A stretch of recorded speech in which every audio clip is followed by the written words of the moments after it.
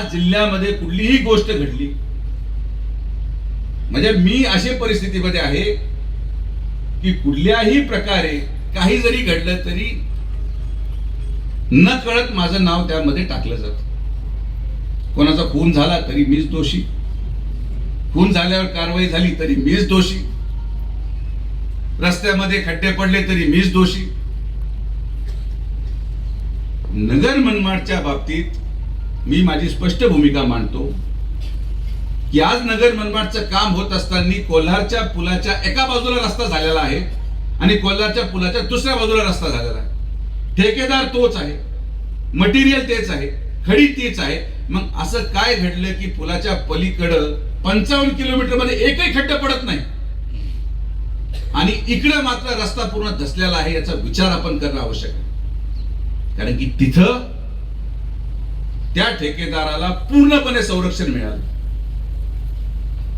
त्या ठेकेदाराच्या चर्चेनुसार खरं जबाबदारी त्याची आहे रोड डायव्हर्जन करण्याची, पण आपली नैतिक जबाबदारी समजून चालू कामामध्ये गाड्या त्या रस्त्यावर चालू दिल्या नाही गेल्या आणि म्हणून त्या रस्त्यावर एक खड्डा पडलं नाही. मात्र इथं जेव्हा खडी टाकली गेली, ट्रॅफिक जॅमच्या नावाखाली कोणीही येऊन तो रस्ता उघडला आणि त्याच्यावर गाड्या चालल्या.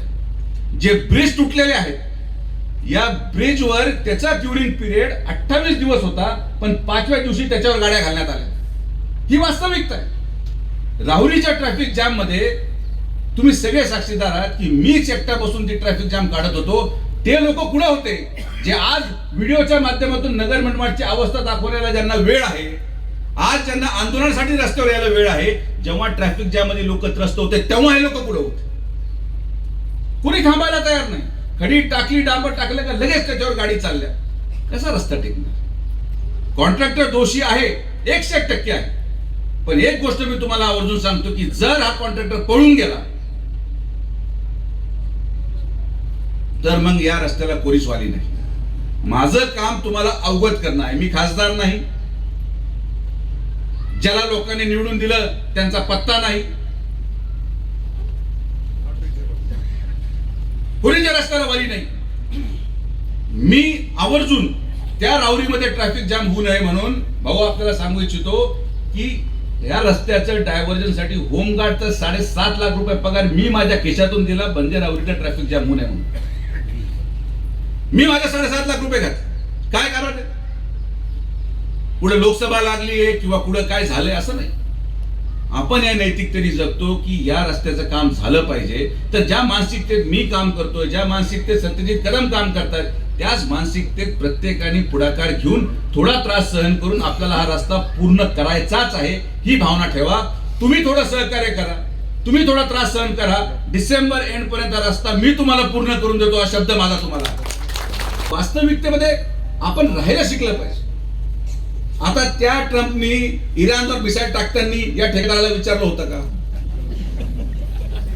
का भाऊंना विचारलं होतं का मला विचारलं होतं मी मिसाईल टाकू का बाबा?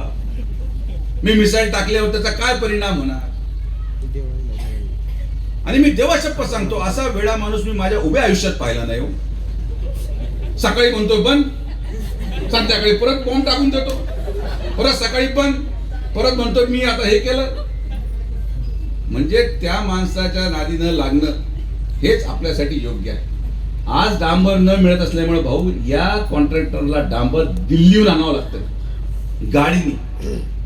जे रस्त्याची किंमत आज 5 रुपये असेल त्या किमती वाढून 2.5 पटीने किंमत वाढून त्या गोष्टीला पण मंजुरी घ्यावी लागते. हे टेक्निकल मुद्दे येतो. आणि किती लोकांशी मी भांडू, किती लोकांना मी समजून सांगू. जो त्रास तुम्हाला तो त्रास मला पण आहे. आता माझ्या मुलीच्या शिक्षणाच्या दृष्टिकोनातून माझी बायको आणि माझी मुलं नगरला राहायला गेली, मी राहतोय लोणीला. आता रस्ता करणं किती गरजेचं हे तर माझं म्हणून समजत.